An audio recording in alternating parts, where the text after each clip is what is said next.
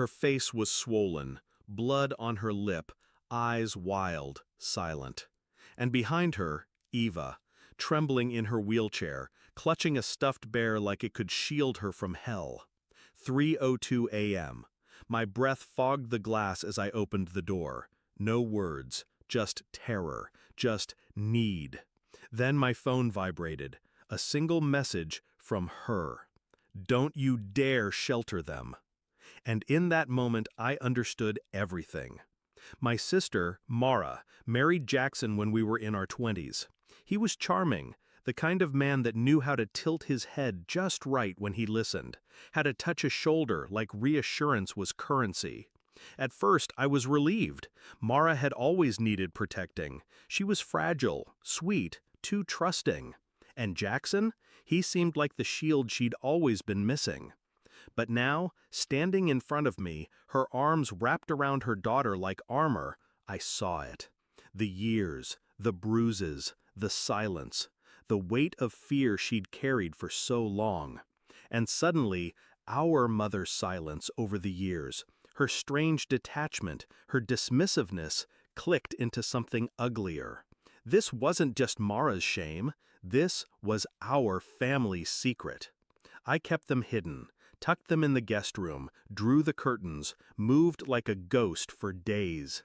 Eva didn't speak, not until day 3 when she whispered, "He locks her in the basement when she talks too much."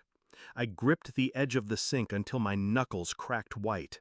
I wanted to burn the world, but rage doesn't protect the innocent.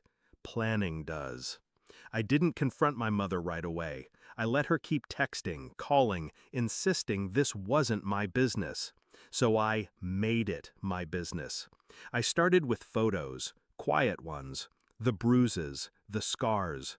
I documented everything Mara allowed.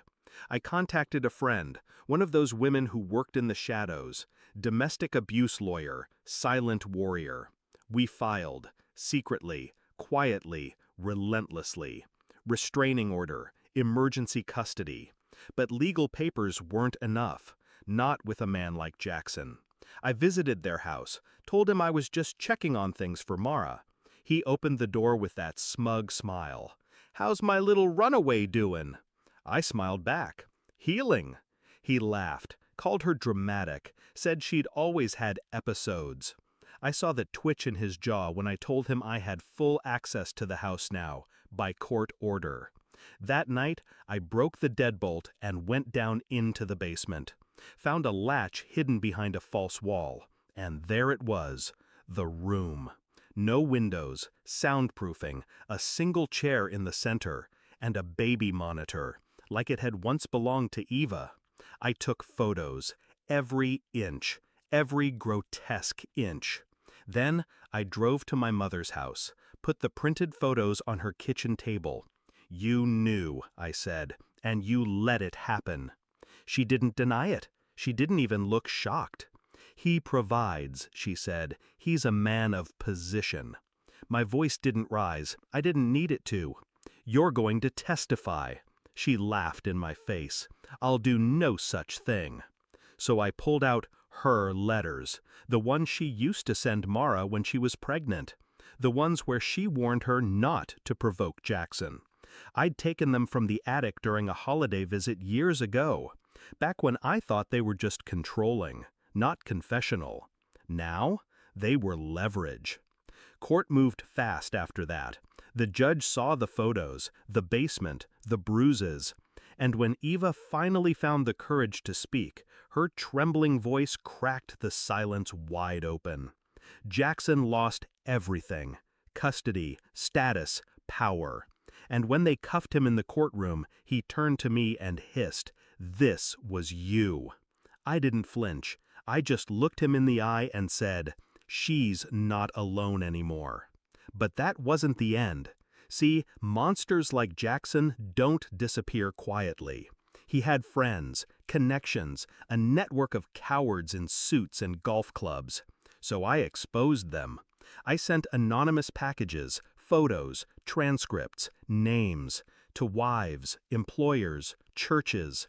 One by one, their dominoes fell. sponsorships, reputations, social circles. You don't get to hide behind prestige while you terrorize little girls in wheelchairs.